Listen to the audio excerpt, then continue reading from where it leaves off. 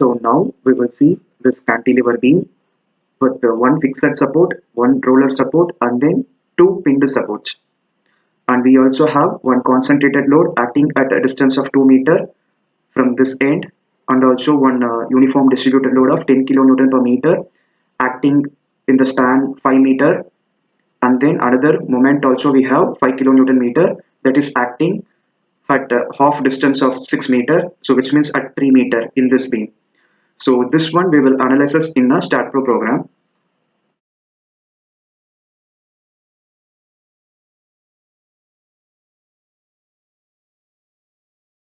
So I'm just naming as beam analysis 1, and then I'm just selecting space meter kilonewton. Next, add beam method, finish. Now I'm just going to create one node in 0, 0, 0, and then we also need at the distance of 6 meter. So 6, 0, 0, and also we need at a distance of 6 plus 5 meter 11, and then 11 plus 6 17. So these nodes we have created. Now you can just go for geometry, add beam from point to point, and then you just draw beams. So this is what the beams that we need for this example. Now we will create supports.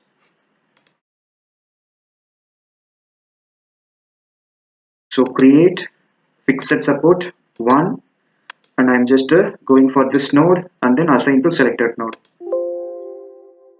Okay, and then I'm just going for a pinned support, and I'm just going to take the pinned support and use cursor to assign, and the nodes not displayed here, you need to click shift K to displace nodes. Otherwise you can go and label. Here you can go for node point and node number. Okay, now I'm just clicking support, this one, use cursor to assign this, and then this node. So these two nodes having pinned support. So here we must have roller. For that I'm just going to create. So there is no support like a roller support. You need to use fixed but option. In this you have release options. So if you're considering roller support here, it won't move in y direction. It won't move on vertically, which means in y direction. It can able to move only in x or z direction. So you need to give fx and then fz. You should not give fy because it can't able to move in the upward direction. And you can go for mx, my, and mz. It will be having all moments in all three dimension, and just add. So once you added, it will be coming here, and use cursor to assign, and you can assign it. So now we completed creating a beam, and also we assign supports. Now we are going to assign loads. So 20 kilonewton at the distance of 2 meter. Before that we need to go for a property, and I am just going to define rectangular beam of 0.2 and then 0.1, and I'm just going to use assign to view assign.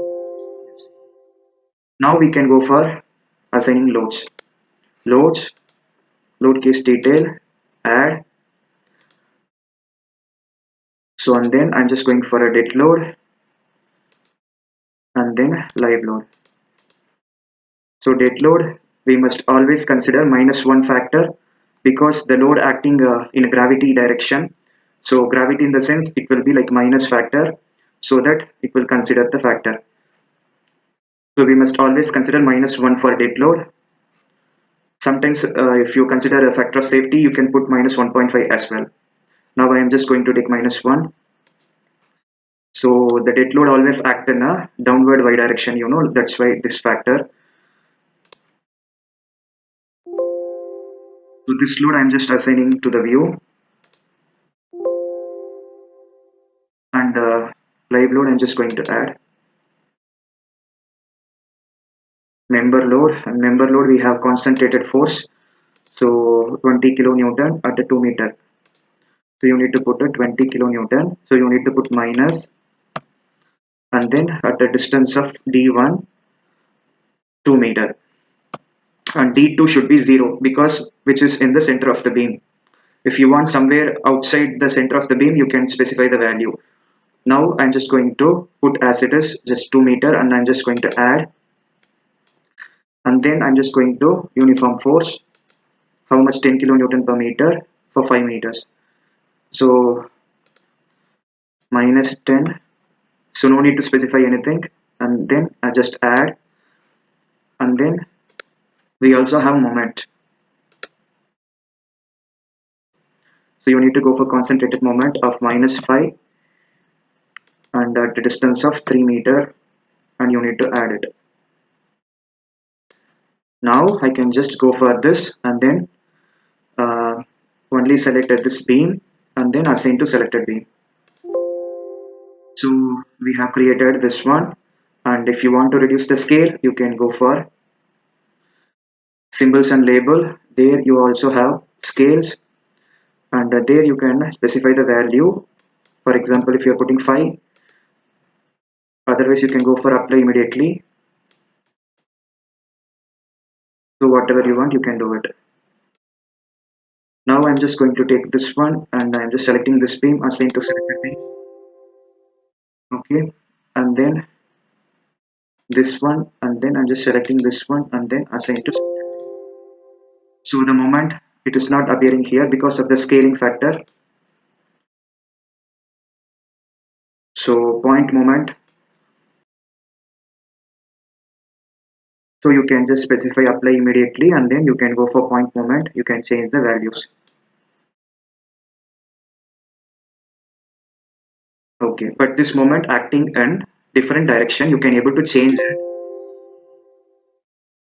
You just select it, and then you can go for edit, and it is acting in minus 5 kilonewton per meter, and it should act in a x direction, global x, and then I'm just changing it. Now it is okay. Okay, so this is what we have here. So 3 loads.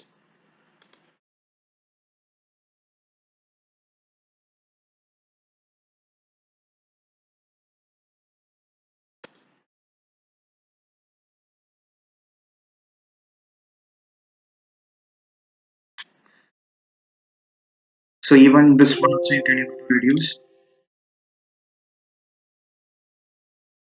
For UDL also you can specify scaling factor here. Now everything is okay. Now I'm just going for analysis and print, and I'm just going for all, add, and then analyze.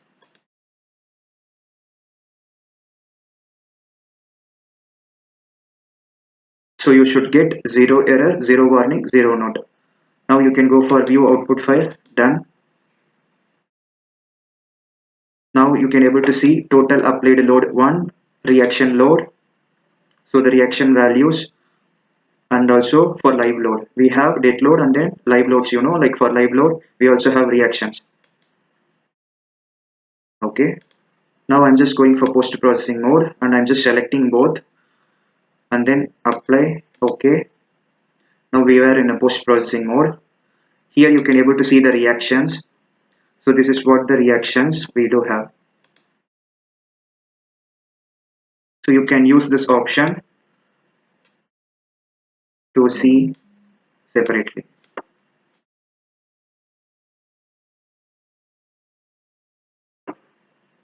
For 4 nodes, we also have 4 different reactions.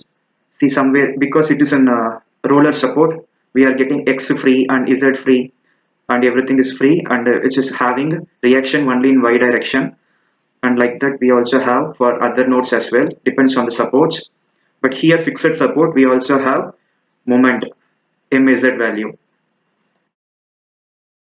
Now I'm just going for a displacement. This is like a node, we can go for a beam. In beam we also have these options.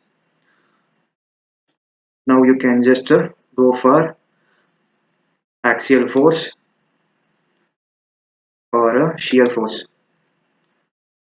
So bending moment not needed means you can click it off. And now if you want, you just hold control and then use mouse button. You will get this kind of views. You just hold control and then center click of the mouse, which means center roll of the mouse. You need to like just roll it, so you will get magnification of the view.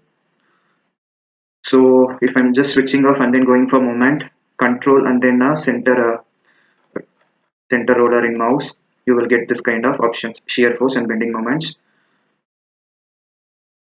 And if you want to see the values and deflection you have, so this is what the deflection you are having in this structure.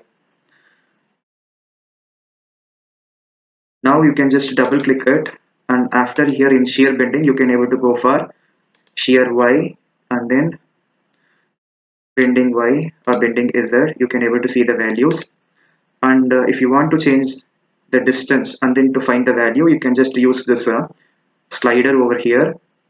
So when you are putting at a distance of 1.602 meter, you will be having shear force of 0.755 and then bending moment of minus 0.208. This is for load case 1. Even for load case 2 you can able to go for example at 1.284 meter distance you will be having 12.544 kilonewton shear force and then minus 2.864 kilonewton meter bending moment. And even you can go for deflection you will be available only in y direction. Like this you can able to like design and analysis this kind of beams. So I'm just showing an Z view, bending moment and also shear force. And if you want to include the values over here, you can go for result and then bending moment, view values. Here you can go for bending moment at maximum, shear force maximum, and then annotate and then close. So you can able to see the values. So shear force maximum values you will be available with, and even you can go for bending moment maximum value. For that you need to go for result and then view value. If you want to display the reactions also, you can just display over here.